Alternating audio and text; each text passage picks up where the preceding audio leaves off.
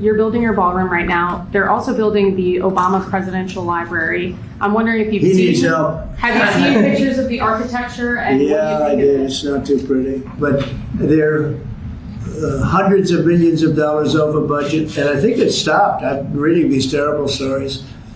But that's the way our country was run under President Obama, too. Nobody knew it. Right now, Donald Trump is accepting giant donations for his own future library. But here's the thing.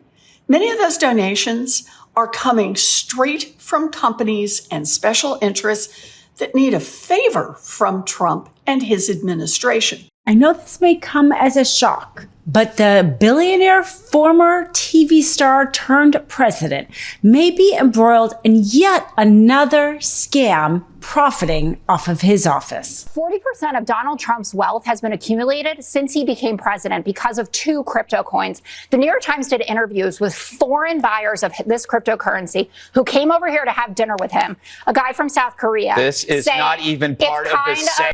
It's a new day, so it's a new scam for Trump. The latest has to do with the media companies who settled with Trump. If you remember, Trump sued them for various reasons. He sued Paramount because he didn't like the way the Harris interview was edited. He didn't like on ABC what the anchor George Stephanopoulos had to say about him. And he didn't like that X and Meta has suspended his account. So he sued all of them before he became president. Then he became president and they all settled. And they settled by making a donation to his presidential library, a way to save face, essentially, even though all of us could see through that this was still just a capitulation by them. Well, now, interestingly enough, thank goodness for congressional Democrats who are following the money. And even this settlement, about $63 million that was supposed to go to the presidential library, may not actually be going to the presidential library. Surprise, surprise. So this is Senator Elizabeth Warren, Senator Blumenthal, and Congressional Representative Melanie Stansbury, who's doing great work with the new investigation into Zero Branch with Epstein. Well, the 3 of them wrote a letter, not to the DOJ or to Trump, because that's not going to go anywhere, but they wrote a letter directly to the companies saying, you need to provide details about who you paid this money to, because the Presidential Library Fund that existed at the time of these settlements, well, that got disbanded in October of 2025. It got disbanded by the firm, the Dillon firm, which interestingly, or not so interestingly, is part of the Hemmett Dillon. She is the civil rights DOJ top attorney. Again, we're calling civil rights in quotes because they're doing basically the opposite, going after people's civil rights.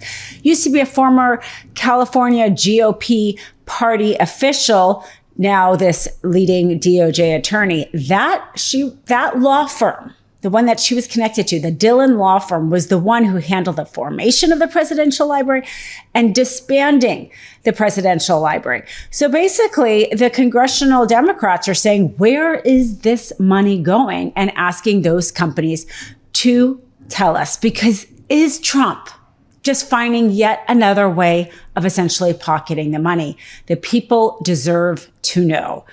Take Paramount. Well, Trump sued CBS, which is owned by Paramount. Now, most legal experts think that that lawsuit is totally bogus. Right now, however, Paramount is waiting on approval for its multi-billion-dollar merger with another giant media company. And they need approval from, you guessed it, the Trump administration. So then, just a couple of weeks ago, Paramount announced that it will settle with Donald Trump for $16 million, with those millions going right to Trump's future presidential library. Let me say that again. Trump sues Paramount-owns CBS. Paramount needs something from Trump. Paramount dumped $16 million into Trump's library to settle. Boy, that looks a lot like bribery, just right out in the open. Or remember the Qatari luxury jet, that $400 million gift that headed straight to Trump's presidential library too. A $400 million gift from a foreign government. So I just introduced a bill to rein in corruption through donations to these presidential libraries. Right now, there are basically no rules at all. Foreign nations, people seeking presidential pardons, and companies doing business with the federal government can dump tens of millions of dollars into these library slush funds while the president still sits in the Oval Office making decisions about their future. That is wrong, and my new bill will put a stop to it. Because government shouldn't just work for whoever has the most money to throw into a president's future library. Our government should work for you. And let's talk about how bad it was that they even capitulated. The Paramount one, for example. I mean, as we know, they were trying to get the deal done. This is really why this was not so much a settlement, but a quid pro quo, was because Trump was suing for defamation, saying that somehow he was defamed because of the way that they edited this interview. Well, he won the presidential election. So you have no damages if the idea that somehow they edited something in a way to make your opponent look better, but you won the race anyway. That would be called zero in damages if you are an attorney. So the fact that they even paid out 1 cent shows how much of this was a quid pro quo. But the Congressional Democrats trying to follow the money with yet another scam. And of course, this comes after the billions of dollars that he is pocketing. We're talking about the money that came with his inauguration fund. He raised more money, hundreds of millions of dollars than any other president ever did for his inauguration committee. 40% of Donald Trump's wealth has been accumulated since he became president because of 2 crypto coins. The New York Times did interviews with foreign buyers of this cryptocurrency who came over here to have dinner with him. A guy from South Korea. This is not even part of the segment. So what? You're talking about a meme coin. Yeah, no, I'm talking about who's corrupt and who is profiting off the American office. Did he try to cover that up? I don't think so. Yeah, Caroline Levitt said you're defending an administration that covered up a dying leader, and you're sitting here going, but meme coin, meme coin. I'm saying billions. All right, let's give Paul a dollars. chance to clean it up real quick. Paul, final thoughts. Clean on my side of the street. All right, all I'm going to say is that We're talking about the crypto, the just blatant crypto. Let's talk about the new type of insider trading, the new poly market betting. Insider trading only goes to Securities and Exchange Commission. Now there's this entirely other market. Could be very well his family members. It could be him who just traded. As we know, there was a trader who joined 6 days before the Iran bombing that made $1 million. There's the blatant corruption, and then there's the corruption that we don't even see. But these congressional Democrats trying to follow the money to find out exactly where these companies are putting their, quote, settlement into what was supposed to be Trump's presidential fund. I'm listening to him talk about how we're the crooks and we're the ones profiting off of the office.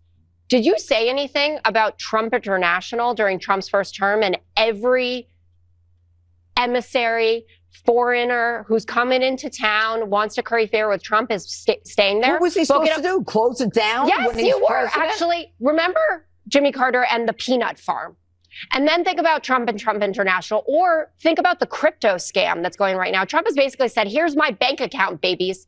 Please dump money into this. Melania has one. The kids have their own. You didn't say anything. Jared Kushner got $2 billion of investment from the Saudis while Trump was in office. Do you think they did that because they thought Jared Kushner was the best business professional? The difference is they were already in business. And you have no idea when Ocean Justice opened either. I'm just saying.